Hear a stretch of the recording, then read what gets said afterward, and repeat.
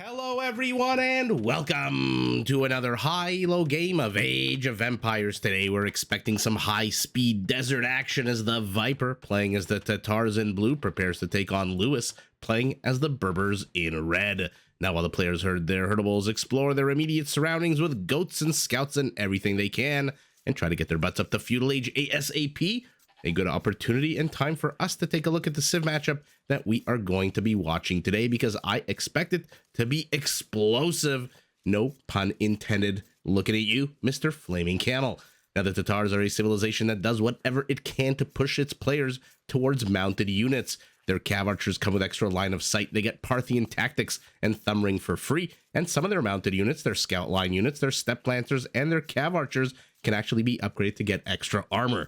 Now, if that's not enough mounted for you, both of their unique units are in fact mounted. The first is the Flaming Camel, basically a mounted petard. Comes with a massive attack bonus, not against buildings and structures, but against cavalry, camels, and elephants. Camels, ruh-roh.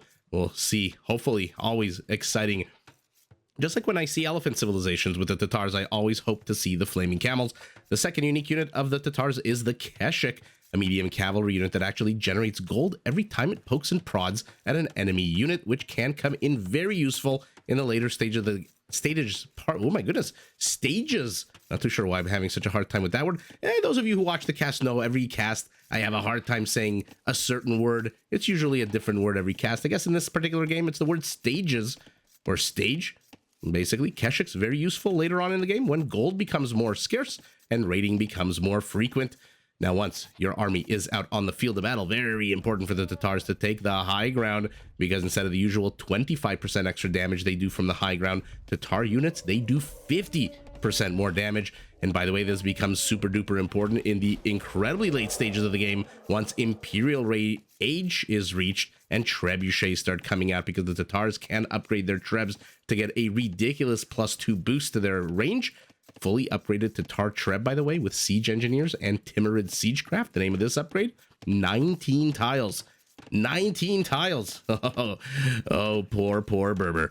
Now, in order to feed their warriors and the beasts that they ride, Tatar herdables do contain 50% more food. And starting in Castle Age, when you plop down a new TC, it comes with 2 free sheep.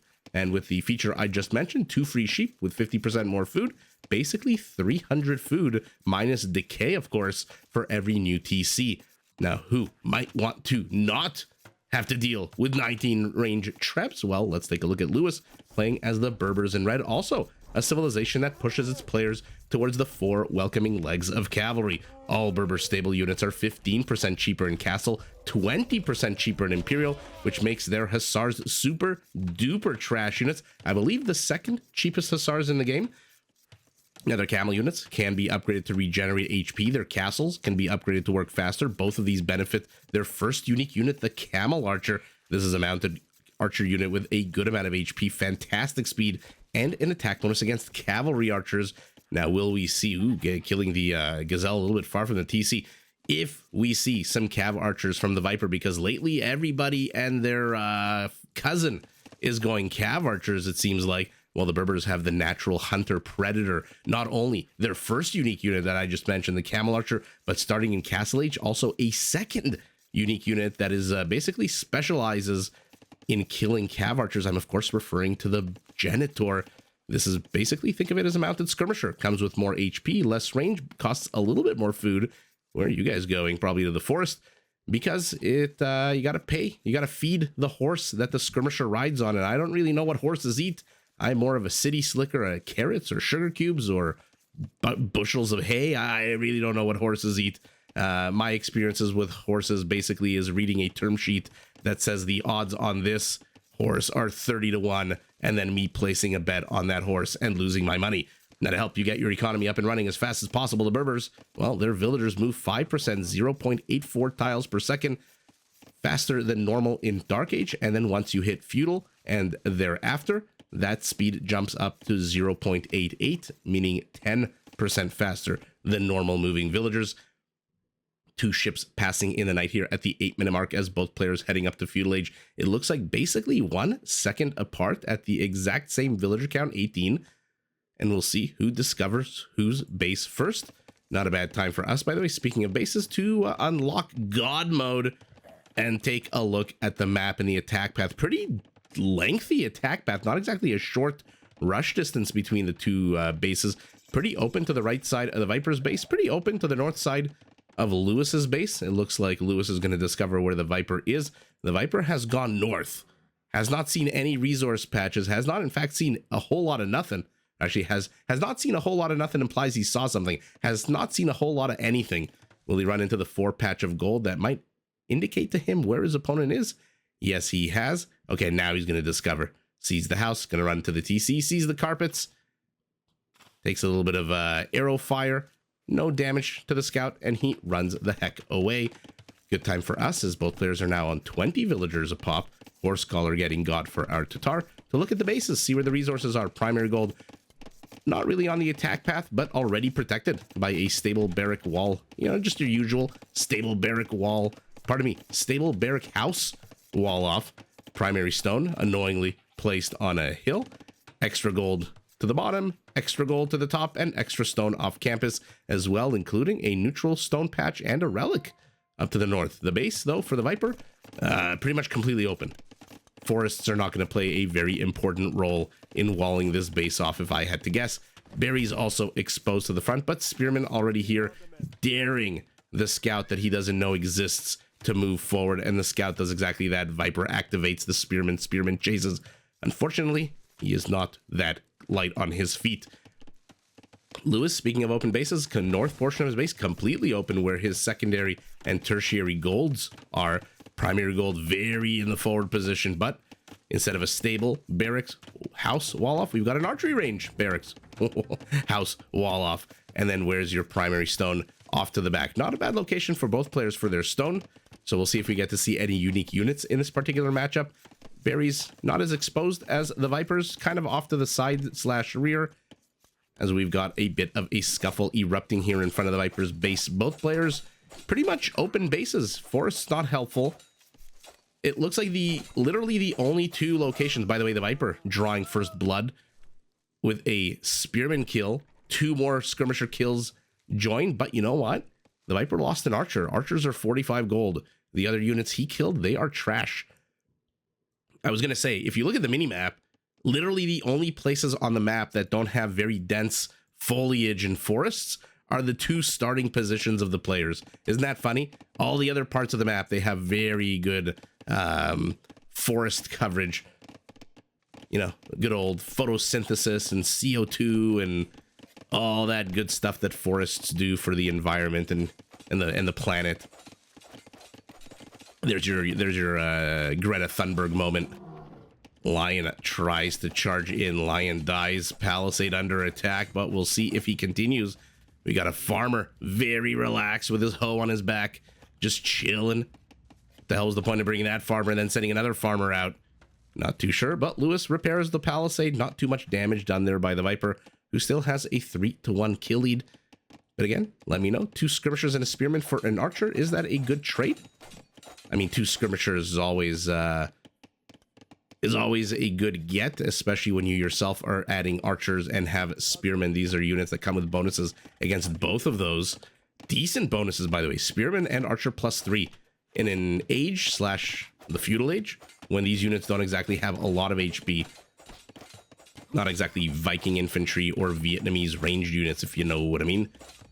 And now the Viper is trying to bust his way into a house. 2 villagers being pulled from the lumberjack and to repair, and the Viper repelled yet again. Lewis, I like this. A Hera-esque movement of sending a weaker scout to explore the map, looking for relics. The Viper, what's the health on these scouts? Ooh, one of them is basically dead, almost so close from taking a bit of skirmisher fire and dying for pretty hale archers. And where is your spearman that I noticed a second ago?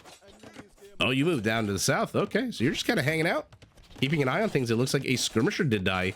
So the Viper adds 2 more kills to the notches on his belt. And it looks like this house is going to collapse. Ooh, house going up, but is it too little too late? Nope, never mind.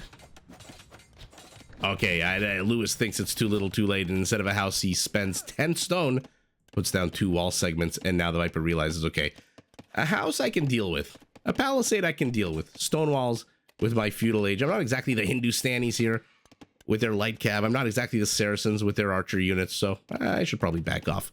Now, interestingly, Lewis did not wall off the forward portion of his base, which means the Viper can just insert himself into here whenever he wants. Maybe not with archers, who probably, I think, get one shot by a full TC. 15 villagers in a TC, I do think one-shot archers. Scouts, on the other hand, actually scouts without bloodlines might get one shot as well. And Lewis is doing everything in his power to make sure that if the Viper does want to shove in here, he's going to have to take very much a good amount of arrow fire. And here we go. Viper risking it. Not exactly a fully garrisoned town center, only... Well, actually, not a garrison town center at all. Did he put any villagers in there? For now, 2 spearmen. Now he puts them in.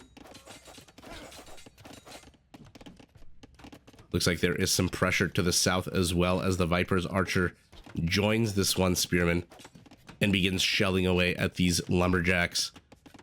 So the Viper circling, literally, like a hungry shark. Archers to the west, spearmen to the south. Skirmishers, where the hell do you think you're going? Where the hell did he think he was going with those skirmishers? Not too sure, unless they're bait. And now the TC is full, and there we go. Absolutely getting in some damage. But I think not long for this world is that one scout unit who survives with a little bit of HP. More skirmishers are the name of the game for Lewis, who is ahead 1 villager over his opponent. It looks like the Viper tried to wall the scout in. Not too sure how the scout got in. We'll have seen it maybe in picture. If not, probably through one of these gaps in the wall offs, or maybe just shoved his way in here. In any event, kill count stands at 9-6. Both players heading up to Castle Age. And now the Viper, uncharacteristically not paying attention with his archer units, loses 2 more. So the kill count is all of a sudden 9-9. Viper is moving forward with more and more archers. I'm assuming in a minute, 20 seconds once he hits Castle Age. And again, he shoves himself in. At this point, Lewis might want to just wall this in. You can't be having the Viper running into your base. I was going to say, I'm assuming once the Viper hits Castle Age, we're going to see what? With 18 archers, bodkin crossbow? Ooh, archers try to get something done here, but the forest is a little bit too thick. And so they're going to have to pivot right back here to this little nook that they've discovered. We'll keep an eye on that and see if somebody can get their first villager kill. Will it be a scout? Will it be an archer? Nope. It is, in fact, Lewis, our Berber, who is going Imperial skirmishers. Pardon me, elite skirmishers, Imperial. I bet he wishes he could go with Imperial skirmishers for now, just elite. But this is interesting. The Viper can just put 1 archer here and 1 archer here. And then Lewis's giant clump of villagers go, ooh, be careful, be careful. Is going to have a real hard time taking lumber to the back. Town center in a bit of a very tight squeeze. Oh, this villager might as well go into construction duty. You're not returning home with that giant gold ingot. There's bodkin crossbow, bosa, wheelbarrow for the Viper. We saw the elite skirmisher. A couple of knights are coming out as well. And bodkin as well for our Berber, who says, you know what, you pushed me off. I'm just going to build a house because I'm allergic to to idle time. Looks like a villager. First villager kill of the game here for the Viper. 23.5 minutes in. Second TC in a forward position for our Berber. Decent location.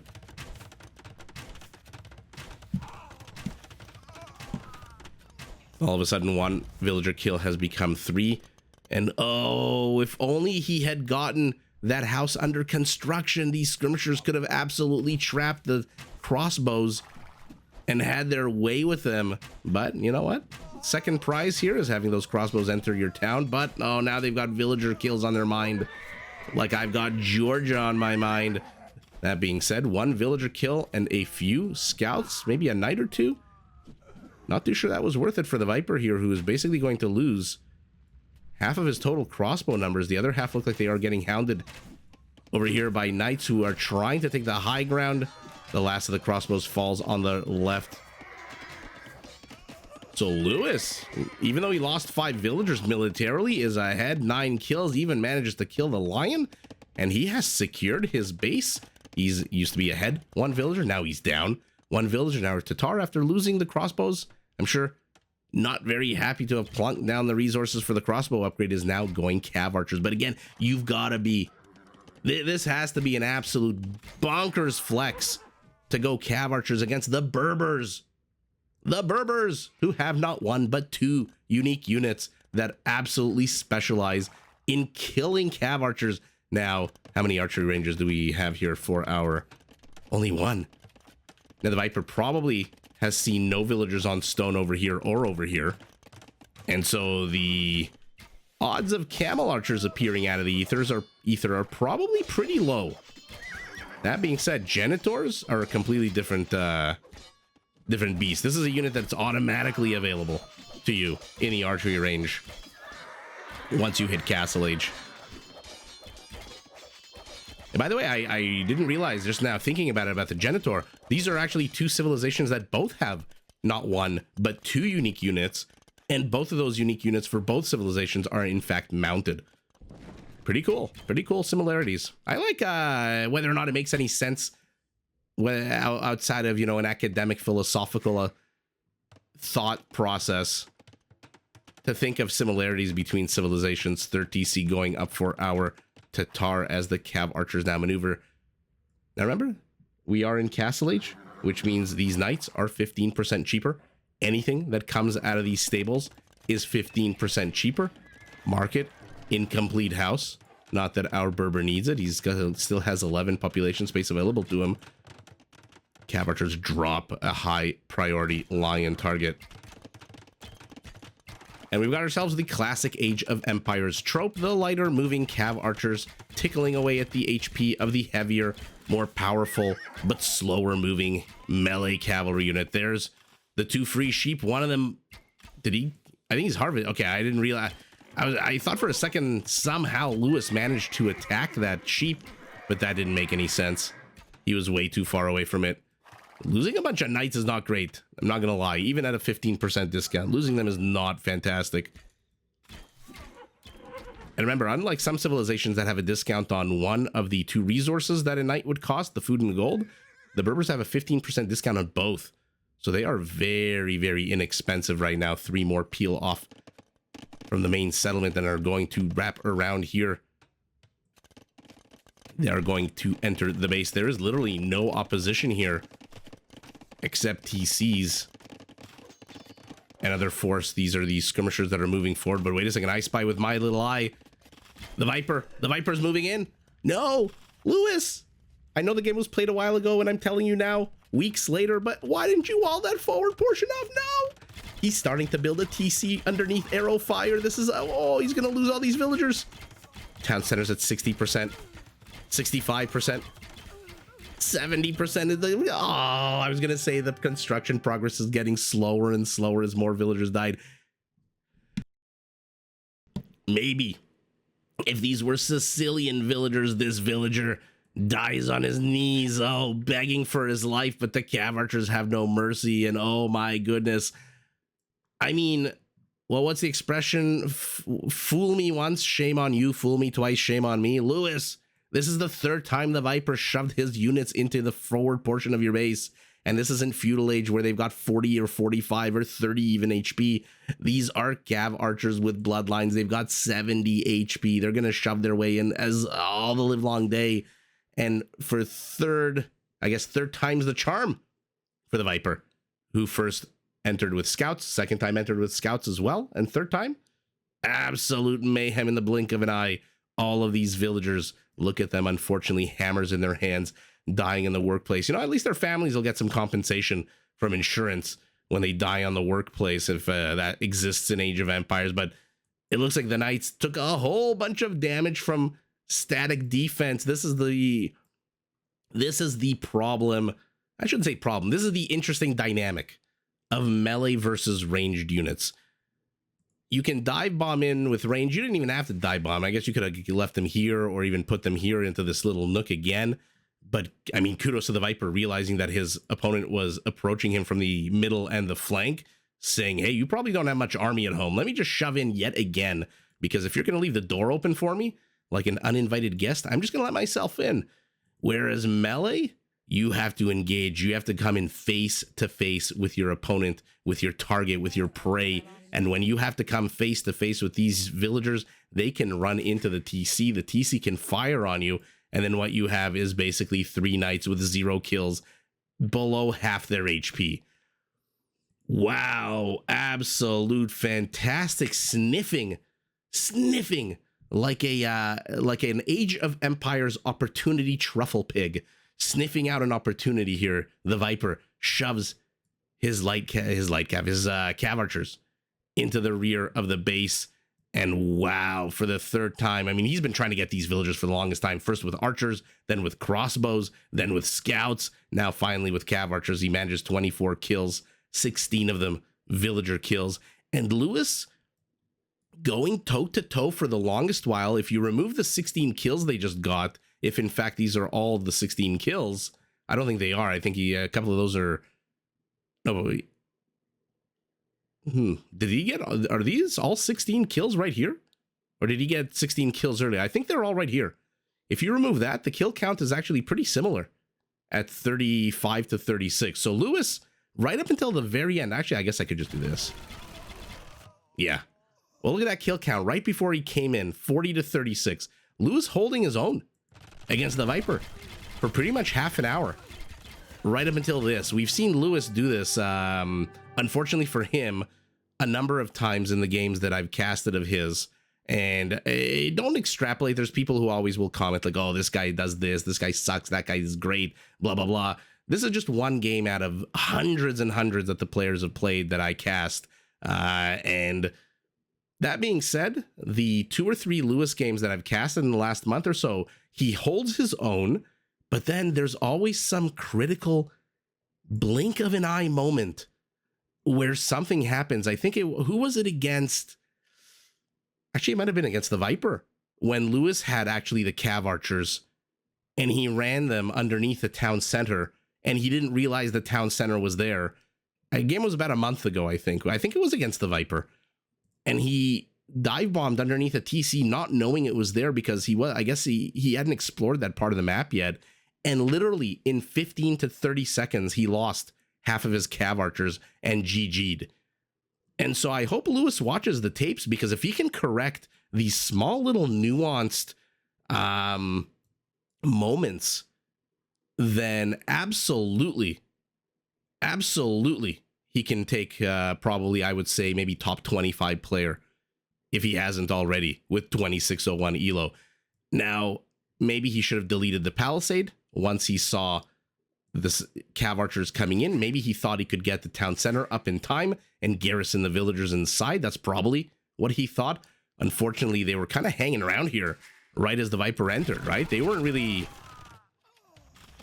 Like, this is... Let's take see Lewis's view. Okay, so this is when he notices that the cav archers are shoving themselves in. So this is the moment where if he had, if he wasn't focused here on saving his knights or focused here on moving his skirmishers forward, maybe he could have deleted the Palisade, run out and rebuild the Palisade. Maybe now he should start building his TC. But let's see when he actually does start building. Okay, so he loses a villager. Then the villagers have to get the hell out of the way because the construction site is blocked. And only now he starts building. By the time he started building, the cav archers were already 2/3 of the way towards this juicy, undefended target. So what can you do? Unfortunately, the reaction was just a split second, and we've seen Lewis do this a few times. If he can just correct these small instances, then the game would have continued, and in fact, he could have been the one putting on pressure with skirmishers hanging out over here, taking out some gold miners, skirmishers hanging out here, maybe taking out some cav archers and farmers, skirmishers hanging out over here, maybe attacking a farmer as well. He does have Botkin, does have 7 range on these skirmishers, knights distracting the cav archers to the left.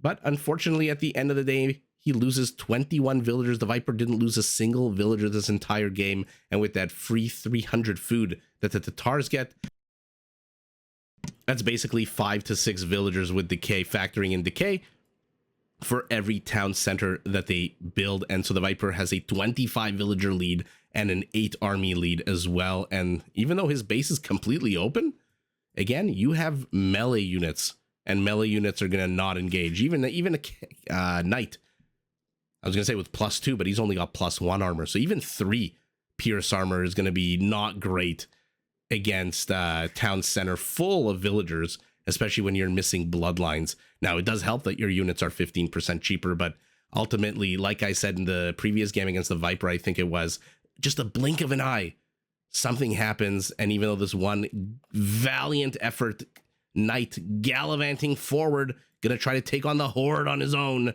that's Horde, Horde, just in case you thought I said another word, he is not going to succeed, and he will probably die as well. 27 cav archers to 28 skirmishers. We got a couple of knights and crossbows, scouts and spearmen. So not the heaviest of military, but again, a good lesson for all of us to always keep an eye on our base when we're the ones putting on pressure, because pretty much the Viper pulling a Hera. Who's kidding who? This is exactly what happens when you push into Hera. You think you're getting a good amount of damage done.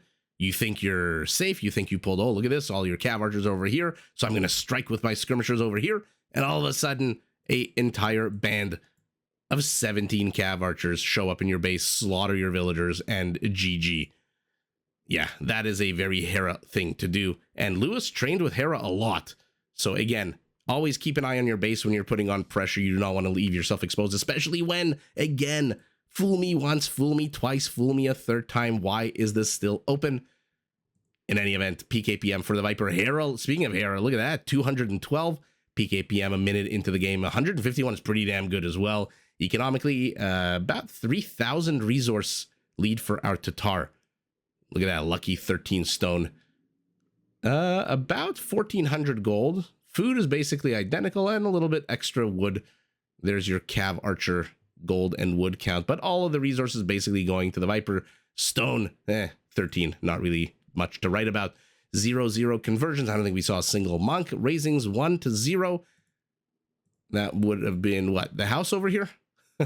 That was the only raising. Interesting. So again, Lewis doing an amazing job on defense, and I love he had an opportunity here, by the way, to just absolutely squash those crossbows when he was moving in with his skirmishers, but instead of sacrificing 2 villagers to build a house foundation, he sent the villagers back and then ended up losing, I think, just 1 villager, a knight, a couple of scouts, and in exchange for that, took down a whole bunch of crossbowmen, which, to be fair, might have been the kick that the Viper needed to pivot into cav archers.